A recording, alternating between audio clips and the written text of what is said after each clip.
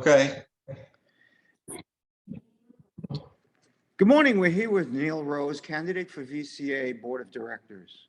In advance of the interviews, all candidates were informed that they would be given 1 minute at the beginning to make an introductory statement and 1 minute at the end to provide a summary. Other than those prepared statements, candidates have not provided advance notice of the questions that will be asked, and all candidates will be presented with the same questions. So, Neal, 1 minute to introduce yourself, say anything you would like to our audience. Hello, my name's Neal Rose, and recently my wife and I moved from River Point, where we had lived for 4 years, over to Pebblebrook. This happened in July. We haven't actually started our living a residence in Pebblebrook, but we're going to be living there. And we fully expect to spend the rest of our natural lives in Verandah. We've been in Southwest Florida since 2011. We just celebrated our 50th anniversary of marriage. We have 2 kids, both grown, both live in the Maryland, Baltimore area. Each have 2 granddaughters.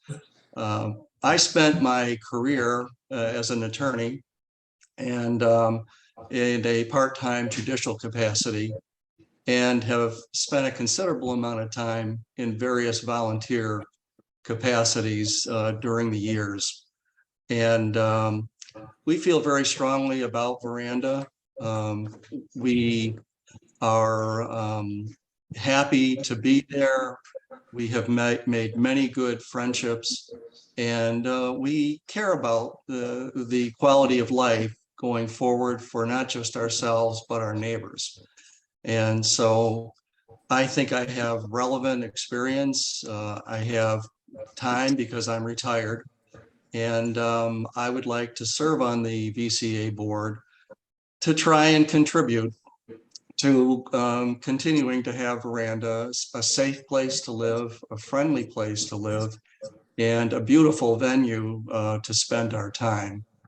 And I did serve for the last 4 years as a member of the Verandah Transition Committee, which was a committee that was convened to consider alternatives to Coulter Development as the owner of the Verandah Club.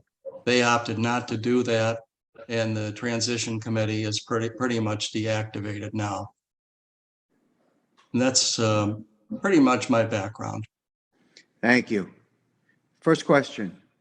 What do you perceive as the biggest priority and challenge for the VCA Board of Directors to address as it approaches its 3rd year as a homeowner-led board? Well, I think building a sense of community is the #1 priority. We have many people who have just joined the community. The survey that was done shows that most people, or at least half, have only been in the community for less than 10 years.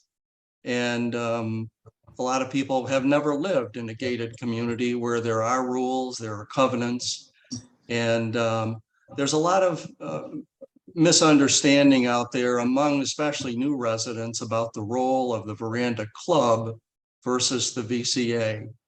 And as you know, they have very distinctive roles.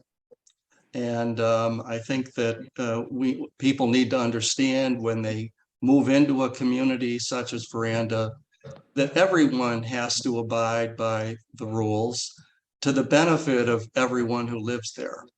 And this is the biggest challenge, in my view, that faces Verandah, especially in light of the relatively recent turnover of the VCA to the membership. What skills, attributes, and ideas do you have to address these priorities and challenges? Well, prior to coming to Verandah, we lived in a very similar community, also coincidentally started by the Bonita Bay group. And I served on the governance committee and the ambassadors committee of the community, the Master Homeowners Association. And I also served as the president of the homeowners association in my coach home neighborhood. I did that as a member of the board and also as president during the period of Hurricane Irma. And so I've seen a lot of the issues that come up in gated communities, and I think my experience would be a benefit to the board. As you're probably aware, the Board of Directors has established several committees, with each with a board member as liaison. What committees do you feel that you could make an impact on, and why? Well, actually, the first part of my career was as a state and federal prosecutor. And later, as I mentioned earlier in my career, I also served as a municipal judge for 16 years. So in that interaction, I also served as corporation counsel. So I've worked with law enforcement. I've worked with several government agencies. And I think in terms of the committee structure at the VCA, I think traffic and safety would be a logical place for me to bring those skills.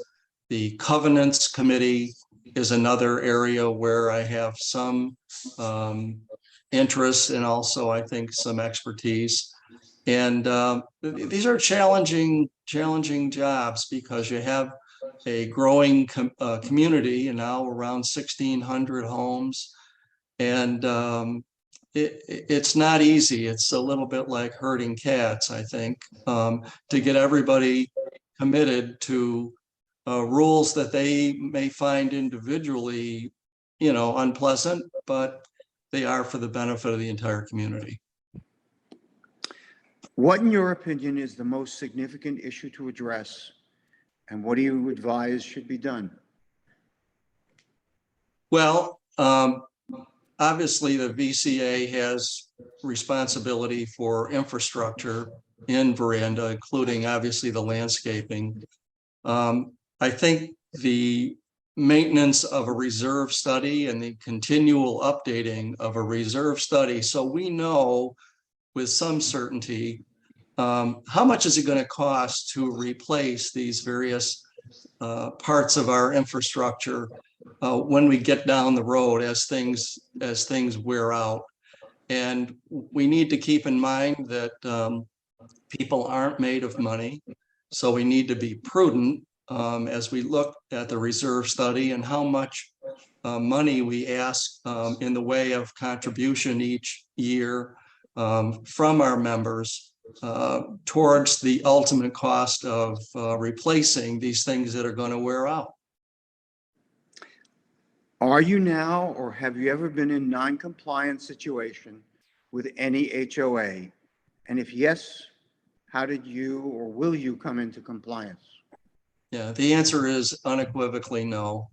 I've never been in any form of non-compliance. I've been on the other side as a officer of an HOA where I was called upon to find reasonable ways to enforce non-compliance problems. And now, a minute or so, if you would like to sum up or share with us anything that I haven't asked about. Yeah, well, I would just say that I think it's important that everyone in the community do what they can to make Verandah a safe place. We need to make it a friendly place so you don't feel like you're in a Gestapo type of environment. People voluntarily choose to do what's right and what's in the best interest of the community. And that's a challenge because everybody comes at things from a different point of view. And there's certainly a natural sense of independence when you own your own home. And so what we need to do is to find the best way to communicate and get everybody in the community on board with what the ultimate goal is, which is keep it a beautiful place, keep it affordable, and primarily keep it safe. Palm Beach Boulevard is evolving. We're going to see more and more traffic on on Palm Beach Boulevard. The idea of a traffic light at the main gate is something that I know it's been looked at, and I hope to further review that. And I think the relationship with the club has to be a priority. We need to have a good relationship, but a relationship that reflects shared responsibility. The club is run by a for-profit organization.